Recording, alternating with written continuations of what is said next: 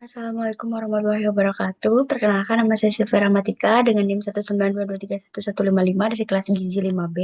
Di sini saya akan mempresentasikan hasil dari review jurnal saya terkait survei konsumsi pangan tingkat rumah tangga dengan metode food recall 24 hours. Baik, selanjutnya ada sedikit pendahuluan di mana eh, alasan mengangkat atau mereview jurnal ini.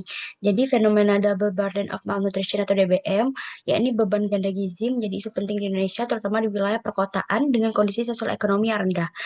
Nah, kemudian alasannya ini jurnal dipilih untuk direview karena secara spesifik meneliti faktor-faktor penyebab DBM di lingkungan miskin kota Surabaya dengan pendekatan konsumsi pangan 24 hour food recall, dan melalui review ini penulis berusaha mengidentifikasi perbedaan asupan energi dan makronutrien pada ibu serta anak yang dapat memberikan pemahaman mendalam mengenai pola konsumsi tidak seimbang di tingkat rumah tangga serta penggunaan metode 24 hour food recall-nya.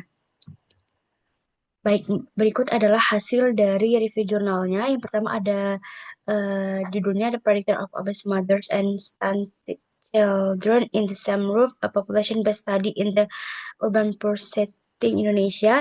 Kemudian penulisnya ada Konita Rahma, Tres Mahmudiono, dan Supengloh. Dan judulnya ada Frontiers in Nutrition tahunnya 2021. Kemudian tujuan penelitian ini menentukan besarnya prevalensi DBM antara ibu obesitas dan anak stunting pada rumah tangga miskin di perkotaan, termasuk menilai pola konsumsi pangan dan asupan makronutriennya.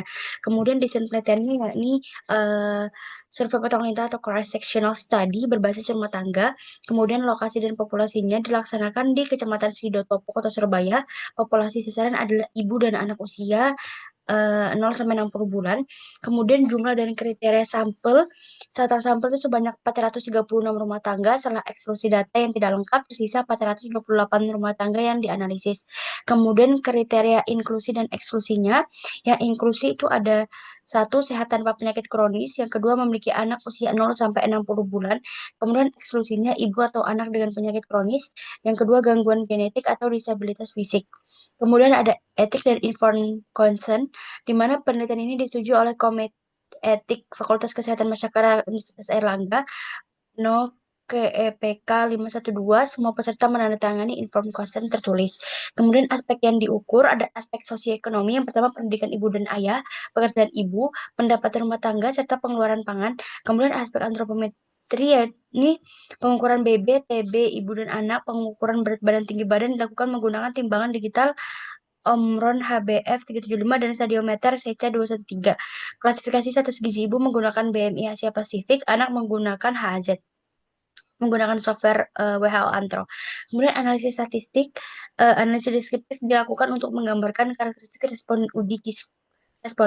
Uji T-square dan ANOVA digunakan untuk menganalisis hubungan antar variabel, dan regresi logistik digunakan untuk mengidentifikasi faktor prediktor DBMP kurang dari 0,5 dianggap signifikan. Kemudian ada metode pengumpulan datanya sendiri. Data konsumsi pangan dikumpulkan menggunakan metode 24 hour food recall Senin sampai Jumat. Wawancara dilakukan tatap muka di rumah responden oleh ahli gizi yang terlatih. Asupan energi, protein, lemak, dan karbo dianalisis menggunakan software NutriSurvey yang dilengkapi Indonesian Food Database. Wawancara juga dilakukan oleh ahli gizi terlatih. Sebelum dianalisis statistik, data diperiksa untuk memastikan tidak terjadi underreporting atau overreporting. Nah, hasil prevalensinya adalah sebanyak 28% rumah tangga mengalami beban ganda gizi atau DBM yang memiliki anak stunting dan ibu yang kelebihan berat badan atau obesitas. Sebanyak 46,5% rumah tangga memiliki pasangan anak stunting dengan ibu berat badan normal, dan 12,6% rumah tangga memiliki anak dengan tinggi badan normal tetapi ibunya overweight atau obesitas. DBM lebih sering terjadi pada rumah tangga dan pendidikan ibu dan ayah rendah, jumlah anak lebih banyak, pendapat rendah, dan ibu tidak bekerja. Hasil 24 hour recall ibu, rata-rata asupan energi ibu sebesar 1175,1 kilokalori per hari, karbohidratnya 147,5 gram, protein 44,7 gram, dan lemak 45,3 gram. Asupan lemak ibu berhubungan signifikan dengan status gizi, menunjukkan konsumsi lemak tinggi terkait obesitas. Kemudian ada hasil 24 hour recall anak, rata-rata asupan energi anak 979 kilokalori per hari, protein 35 gram per hari.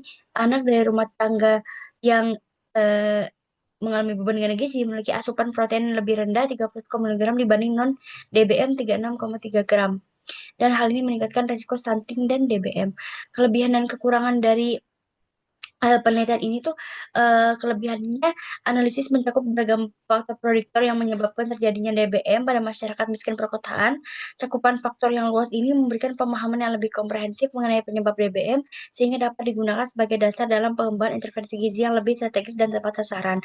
Sedangkan untuk kekurangannya sendiri, desain cross-sectional itu tidak dapat menunjukkan hubungan sebab akibat antar variabel. Kemudian penggunaan metode 24 hour recall yang dianggap terbatas karena tidak mencerminkan variasi konsumsi harian.